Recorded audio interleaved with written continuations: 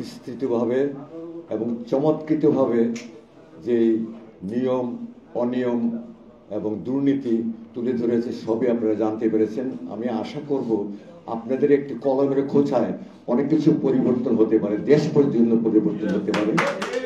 আমি মনে করি যে টেলিভিশনের একটি জাতীয় প্রতিষ্ঠান, এটা গণমানুষের প্রতিষ্ঠান, শিল্পীদের প্রতিষ্ঠান, একটি প্রতিষ্ঠান এইভাবে নিমজ্জিত হয়ে যাবে সেটা আমরা যেমন মানতে পারি না, আপনারাও আশা করি মানবেন না।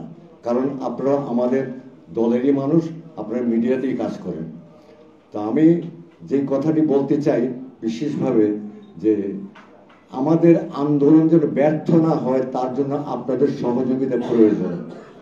আর যদি এই দুর্নীতি, টেলিভিশনের দুর্নীতি এবং দুর্নীতিবাজরা যদি টেলিভিশন থেকে না সরে যায়, তাহলে আমি কি বলবো যে আমাদের আভ্যন্তরীণ সরকার তারা ব্যর্থ, অন্তর্বর্তী সরকার ব্যর্থ? একথা আমি বলতে চাই না। আমি চাই যে ওনারা এসছেন সংস্কার করার জন্য, যেন সংস্কারের নামে কুসংস্কার না হয় সেদিকে দৃষ্টিপাত দিবেন। আমি 67 সাল থেকে টেলিভিশনের সঙ্গে জড়িত।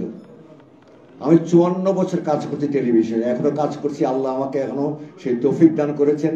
আমার এখনো মাথা ঠিক আছে, আমার এখনো শরীর ঠিক আছে। মাঝে মাঝে একটু বেসুর হয়ে যায় শরীর, তার জন্য ওষুধপত্র খেতে হয়। কিন্তু আমি সমগ্র শিল্পীদের সঙ্গে একাত্ম এবং নতুন শিল্পী যারা এসছেন, যারা টেলিভিশনে পাশ করেছেন, অডিশনে পাশ করেছেন, তাদেরকেও বলছি আমি যে আপনারা সবাই আমাদের সঙ্গে সমবেত হন। যদি আমাদের টেলিভিশন যদি আমাদের শিল্পীদেরকে প্রোগ্রাম দিতেই না পারে, তাদেরকে যদি সমবন্টন না করতে পারে প্রোগ্রাম, তাহলে তারা অডিশন কেন নিল, কি কারণে নিল, কেন পাশ করালো? আমার প্রশ্ন।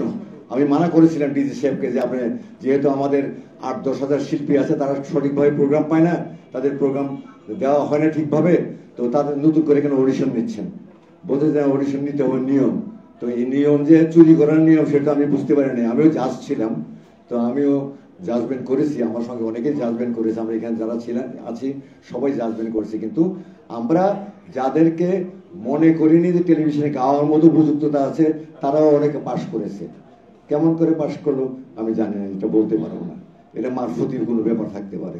তো আমি আবার অনুরোধ জানাচ্ছি আমার প্রিয় সাংবাদিক ভাইদেরকে যে আপনারা আল্লাহর ওয়াস্তে আল্লাহর দিকে তাকিয়ে আপনারা সঠিক ব্যাপারগুলো তুলে ধরবেন।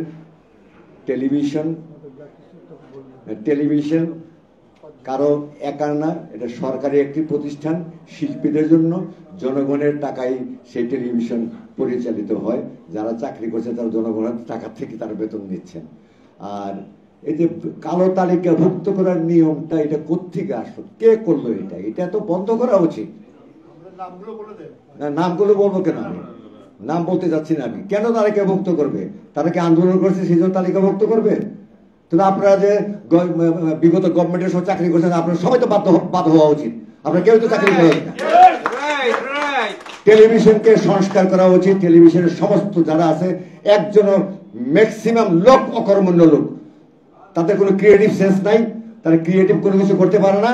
তারা ধান্দাবাজি করে, তারা পয়সা চুরি করে, তারা মানুষদেরকে নিয়ে তালগুল পাকায়, তারা নানান রকম কুমন্ত্রণা দেয় তাদেরকে।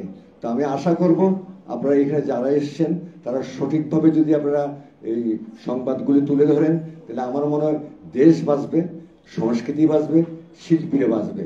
আর যদি শিল্পীরা বাঁচে তাহলে সংস্কৃতি বাঁচবে, আর সংস্কৃতি যদি বাঁচে তাহলে দেশ বাঁচবে। আপনাদের কাছে আমার এই প্রত্যাশা রইল। আপনাদেরকে অনেক ধন্যবাদ, অনেক কৃতজ্ঞতা। আপনারা কষ্ট করে এসছেন, আমরা চিরকৃতজ্ঞ। ধন্যবাদ।